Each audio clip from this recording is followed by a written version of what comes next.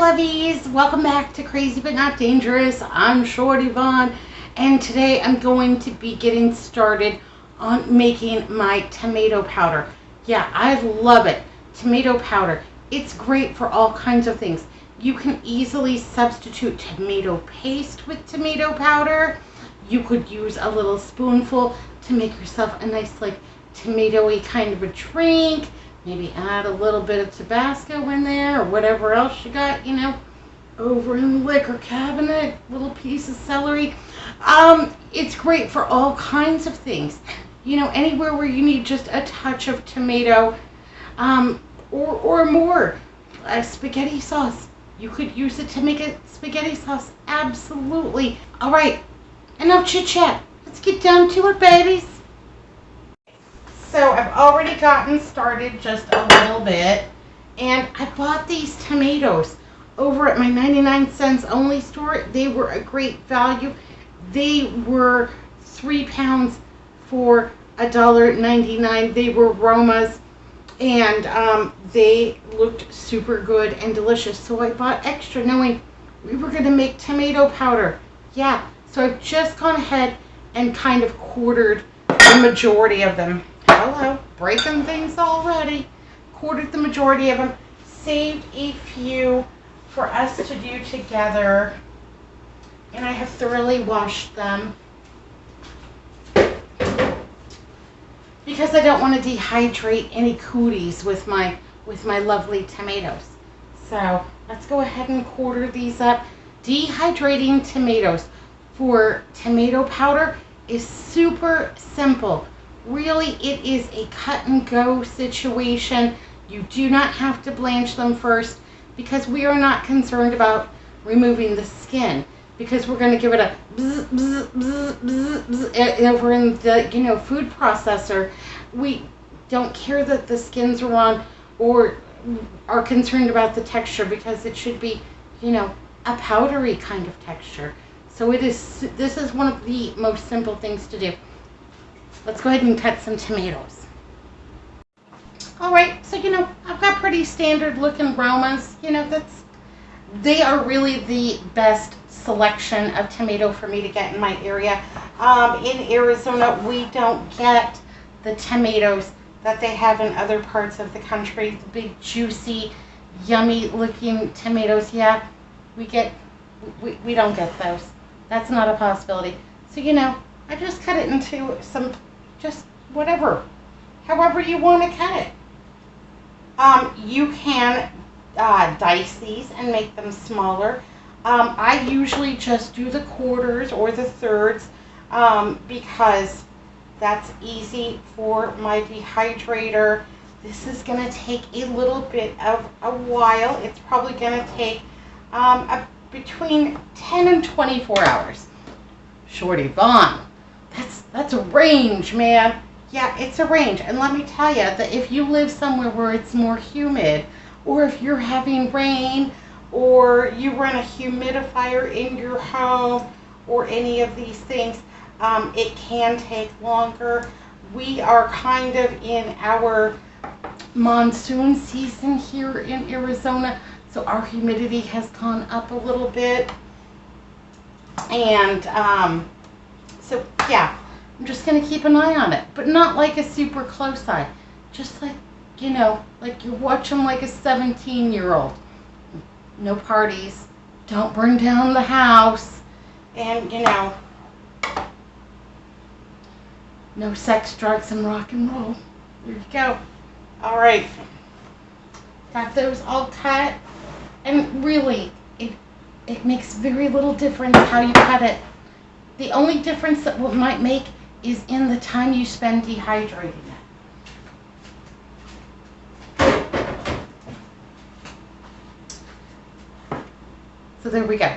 Now you can just go directly from this stage to loading up your dehydrator. I do one more step, and I happen to know that these tomatoes are not very acidic. How do I know? Because I ate one. It was delicious, but it was not very acidic. And sometimes when you have lower acid tomatoes, when you dehydrate them, sometimes the color is not good. I'm not always that concerned about the color, but I do want them to look as nice as possible for all my YouTube lovelies.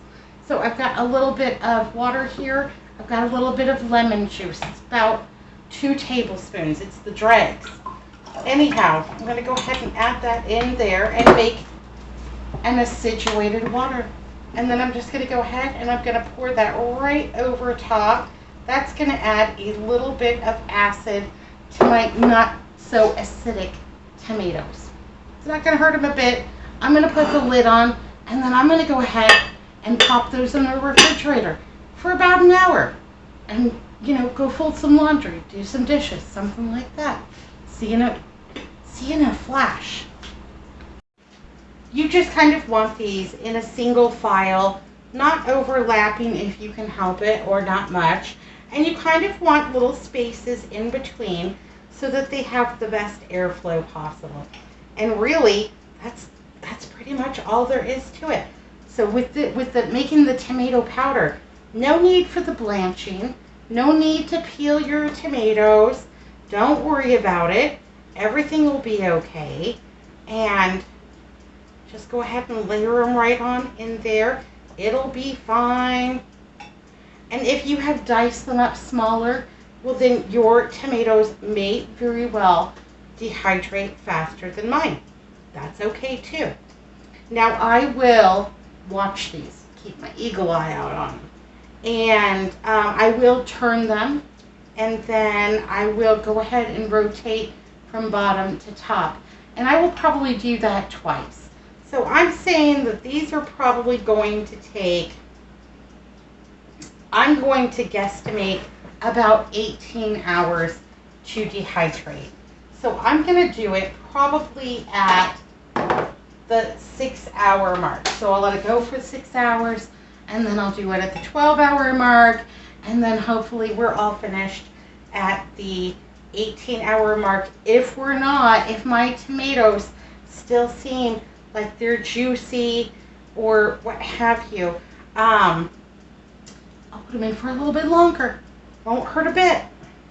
Can you over dry tomatoes? Yes. They will be darker in color.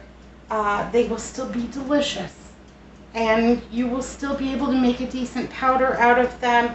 And that would be fine. Now, if you were dehydrating them to, you know, put in a salad like a sun-dried tomato or a pasta salad, you know, their appearance might be a little bit dark if you over dehydrate them, but they will still be tasty and delicious for a powder.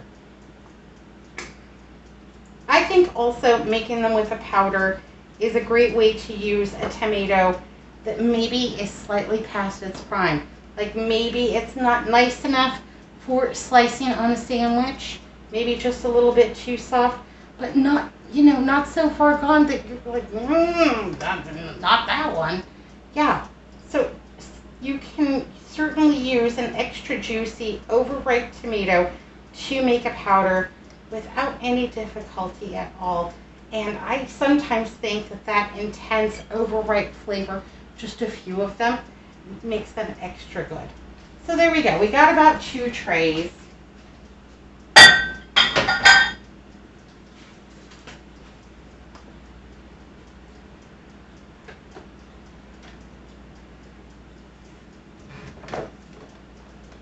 And I've got one more thing to go on.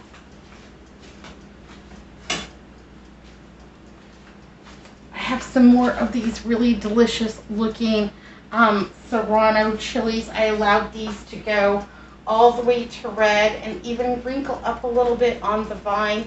So they've done half the work for us in drying. These aren't going to take any time at all. But, you know, I want to dehydrate as much as I possibly can. You know, it's just as easy to dehydrate 3 trays as it is 2 trays. And it's really the same amount of electricity, too. So we'll dehydrate these, and then I'll give these a zip, zip, zip over in the food processor to make some red chili flakes. So there we go. We've got that one at the bottom. I just like to line up all my little, I have these little blue it's painter's tape. I like to line them all up. that way I can keep pretty good track of my rotations, and then also like top to bottom, bottom to top, in case, I do it in the middle of the night and I'm tired and not really paying attention, and then I wake up 6 hours later. Okay, well that makes sense. And it keeps me on track. And anything, I need all the help I can get, that's for sure. All right, I'm gonna put the lid on, and I'm gonna go ahead and set these out on my back patio. I'm gonna turn this to 140 degrees, and that's just the right temperature for dehydrating the tomatoes and also the peppers. They'll be perfectly fine. I'm gonna put it on my back patio, get it started, set my timer for 6 hours so I can go out there and rotate them. No big deal. Bring you back and show you what's going on. So after the first 6 hours, you can see that they have tightened up quite a bit. They're no longer wet. They have reduced in size, but you can also feel them, and they have plenty of pulp to them. They're plump still and not dehydrated. They're not juicy, but they still have plenty of time to go. So I'm going to go ahead, put these back on the dehydrator, rotate my racks. My tomatoes have been in the dehydrator, about 18 hours. I actually slept last night 6 whole hours, so yeah, I didn't get up in the middle of the night to change them over, but they are still okay. No worries. So I've brought them out and let them set for about 10 minutes to cool off a little bit, because of the sugars in tomatoes. You won't know their full dehydration until they've cooled off a little bit, because when they're warm, they're still going to be a little bit pliable. And what we're looking for is something that will snap but not bend. So doing pretty good on that one. On some of the larger pieces, let's see. Well, that one's also pretty good too. Okay, this one bends, and so I would leave that to go probably another hour or two. This one I can still sticky, and so you're just going to go through and check and see, how dehydrated your items are. If it snaps and bends, then it's ready for the tray. If it bends, you're going to go ahead and leave it for a little bit longer.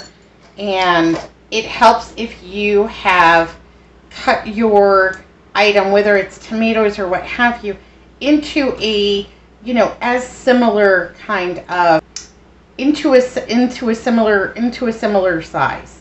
So the bigger ones I'm going to go ahead and leave for a little while longer. The smaller ones I know are all ready, and we're just going to go ahead and set them off to the side for processing. That one needs a little bit longer. It's amazing how 3 pounds of tomato basically dehydrates into a little bit of nothing. So this is my tomato powder that I've been using, and it takes quite a bit of tomato. And I know you're thinking that seems like a lot of work for such a little amount. Really, it takes no time at all for these to dehydrate. You don't really have to babysit them all that much. And rotating the trays is really like a 2-minute process. No big deal. And then you can even just move them over and put all of your needs to go a little bit longer into one tray, and you could even just go ahead and get started maybe with your food processor, getting these all taken care of and ground up into a nice powder. I did not de-seed these because we're going to grind them into a powder, so the seeds, they'll just get chopped up with everything else, and we'll just make our little pile here of ready to goes, and then put the rest of them back onto the dehydrator for another couple of hours.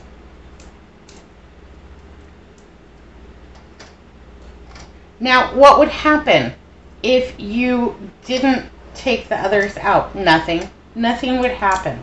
Pretty much, you know, they would be a little bit more dry, but again, because we're making it into a powder, we don't have to worry about the rehydration process.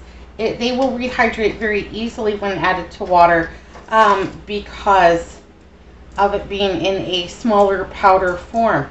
Now, if you were going to use these like in a soup or a stew or something like that, you were concerned about the seeds and the skin, you could, of course, blanch them, remove the seeds, all of those kinds of things, and then dehydrate them. We'll do that on another day, but these are going to go back into the dehydrator for another couple of hours, and we'll take a look and see what they look like then. But I think they've got great color, and yeah, I'm pleased as punch with those. Yay, hooray. Because we used the baking spray, they all came up fairly easily. My tray is not really too badly dirty, just in a few places. And because we use that baking spray, this will clean up with just regular soap and water and just a little light, just a little light scrub. Because these are plastic and because they're exposed to heat, the plastic can sometimes get a little bit brittle, so I don't apply very much pressure to them, and that's one reason why I like the baking spray on them first. Yeah, to save the trays, to save effort. I don't like to struggle. It's terrible. My lovelies, well, my final tray of tomatoes is done. Altogether, these larger ones took about 22 hours. That's okay. I wasn't watching them. I was doing other stuff. I went to work, did some house cleaning, some dishes, some laundry, some trash, that kind of thing. I wanted to see if I could do them in my Magic Bullet blender. So that first batch, I went ahead and blasted in there, and it turned out just fine. It made a nice powder. And this is very concentrated. So when you see me adding 1 teaspoon, 2 teaspoons, that kind of thing, basically I would assume that an entire tomato, which would be 4 pieces of these tomatoes, because I quartered it, right? So that grinds up into about 1 teaspoon. So it's very concentrated, and that's just fine with me. So a little bit goes a long way. So even though we're not making that much powder, well, you don't need that much powder for it to be delicious. Thank goodness. And this is, like I said, a good way to save a tomato that might be past its prime, but not ready for the compost pile yet. So I'm going to go ahead, put them all right in there. My little Magic Bullet blender. I was influenced by infomercials to buy this. That's why I don't watch late night television, because I buy things. This, though, is the one thing that I have bought on late night television that I am not mad at all. So I'm going to go ahead and just give this a zip, zip, zip. And we're going to go ahead and get it all together. And then, refill our jar. Yay, hooray.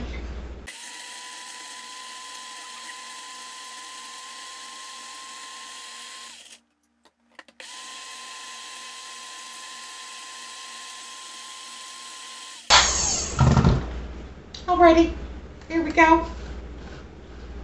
Go ahead and pour it right on in there. There we go. Fantastic. Whoops. Breaking stuff already.